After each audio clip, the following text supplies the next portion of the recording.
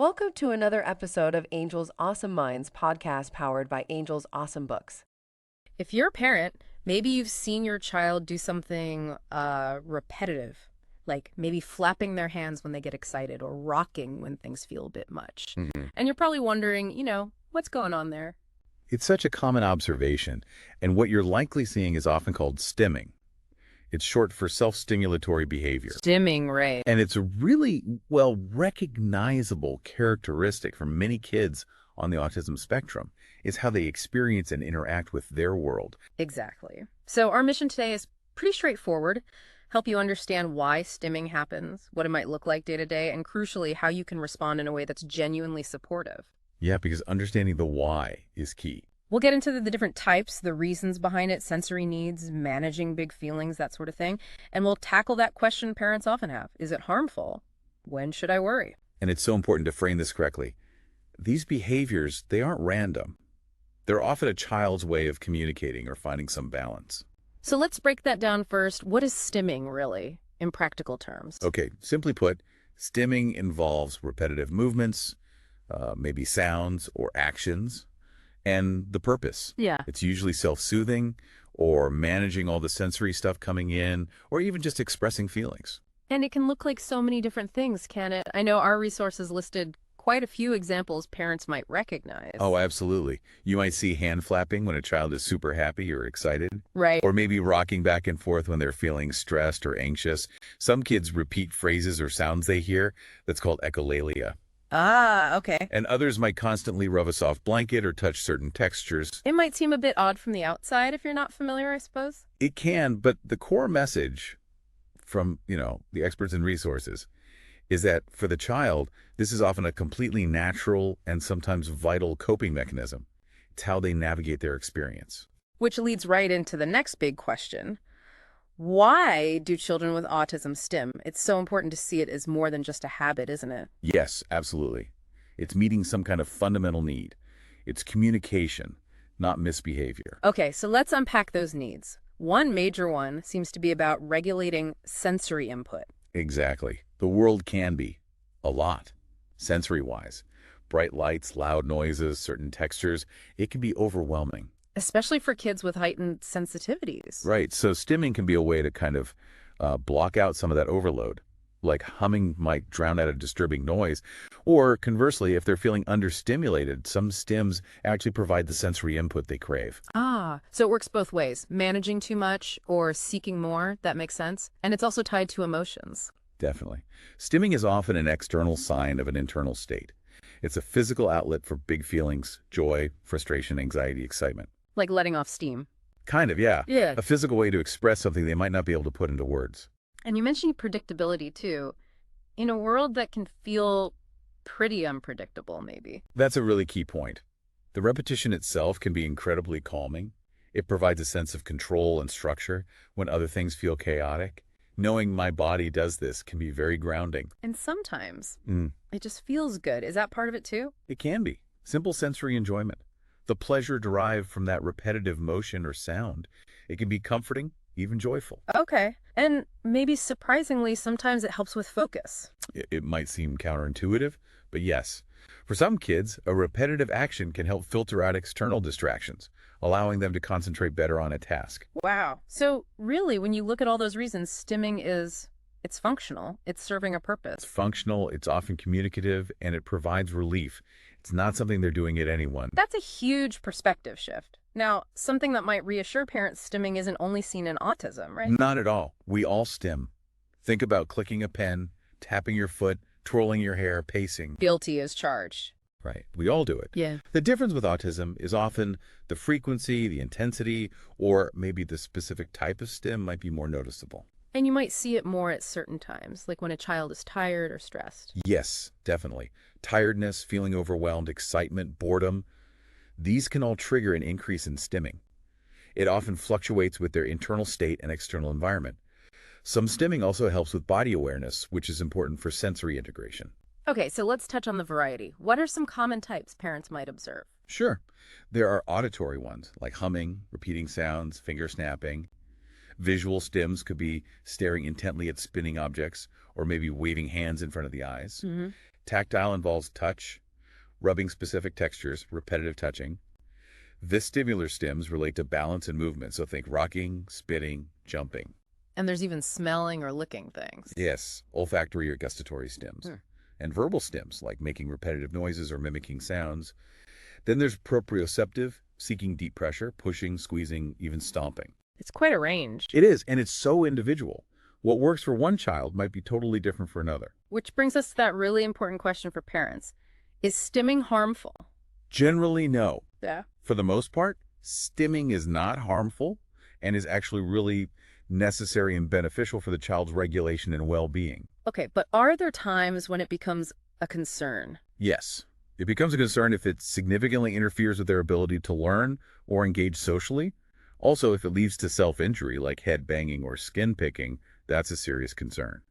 Or if the behavior itself presents a safety risk, like running into unsafe areas. And if it is one of those problematic ones, the goal isn't just to make it stop. Exactly right. The focus shouldn't be on suppression. If a stim is causing harm or significant disruption, the approach is usually about understanding the need behind it and trying to find safer alternative ways to meet that need. Redirecting, not just stopping. Redirecting. Okay. Can you give a quick example of how stimming helps manage emotions? Sure. A child feeling intense joy might jump up and down or squeal. That's a physical release of excitement. Right. Or a child feeling anxious in a social setting might start flapping their hands or rocking slightly to self-soothe and manage that anxiety. It's like a safety valve. Like adults fidgeting when nervous. Precisely. It's a similar mechanism, just perhaps more pronounced. So if you're a parent observing this, what's the first step? Observe. Just watch without judgment. Notice when it happens, what seems to trigger it. Does it seem calming? Does it seem expressive? Is it actually causing any problems? Try to figure out the why. Yes, try to understand its function for your child. What purpose is it serving in that moment? And if you do feel a need to intervene because it's maybe unsafe or very disruptive. Then you think about alternatives. If they're chewing on things they shouldn't, maybe introduce safe jewelry. Okay. Fidget toys can be great for restless hands. Sometimes creating a designated safe space or calm corner with sensory tools where they can move and stim freely is helpful. And definitely no punishment. Absolutely not. Punishing or shaming stimming can be really harmful, leading to increased anxiety and masking, which we can touch on later. It sends the message that their natural coping mechanisms are wrong. That makes sense. And for parents looking for more tips and strategies, you mentioned a resource. Yes, Angel's Awesome Books has a very helpful ebook called Tips for Autism and Developmental Delays. Parents can find it and purchase it on their website. It's a great source for practical advice. Good to know. Because really, it comes back to understanding the sensory needs, doesn't it? Stimming is often driven by how a child processes sensory information. Very often, yes. Sensory processing differences are frequently at the root. Humming to block noise, rocking for vestibular input, it's all about managing their sensory world. Addressing those underlying sensory needs, maybe with an occupational therapist, can sometimes naturally reduce the need for certain stims. So when should a parent maybe seek professional support, like from an OT or a behavioral specialist? Definitely seek support if the child is engaging in self-injurious behavior. Okay, number one. Or if the stimming is so intense or constant that it's significantly disrupting their learning, daily life, or social connections. Also, if the child becomes extremely distressed, if their stimming is interrupted. And honestly, if you as a parent are just feeling unsure or overwhelmed about how to best support them. And that support is about understanding and guiding, not stopping. Exactly. It's about finding healthy ways to meet needs, which leads to the danger of forcing kids to stop, something called masking. Masking, what is that exactly? Masking is when someone, often an autistic person, consciously or unconsciously suppresses their natural behaviors like stimming to try and fit in or appear normal to others. And that sounds exhausting. It is incredibly draining, and it can have serious negative consequences. Increased anxiety, burnout, difficulty self-regulating because they're suppressing their coping tools, and it can really damage their self-esteem. So forcing them to hide it is actually harmful. Yes. It's so important to create an environment where they feel safe and accepted enough to use healthy stims without shame. Validate their needs. Are there specific tools that can help support healthy stimming or provide alternatives? Definitely. We mentioned jewelry. Tactile fidgets like stress balls, putty, textured items can be great. For movement needs, sensory swings or therapy hammocks can be wonderful. Noise-canceling headphones for auditory sensitivity. Even things like lava lamps or bubble tubes can provide calming visual input. Lots of options. The key is finding what works for the individual child. Let them explore and choose what feels right and helps them regulate. How can parents explain stimming to other people, like family, friends, or teachers who might not understand? Keep it simple and positive. You could say something like, when my child flaps their hands, it means they're really excited, or rocking helps them feel calm when things are loud, or doing that helps them focus. Just normalizing it. Exactly. Frame it as a coping strategy or a way of expressing emotion. Helping others understand reduces stigma and promotes inclusion. Let's quickly tackle a few common questions parents might still have.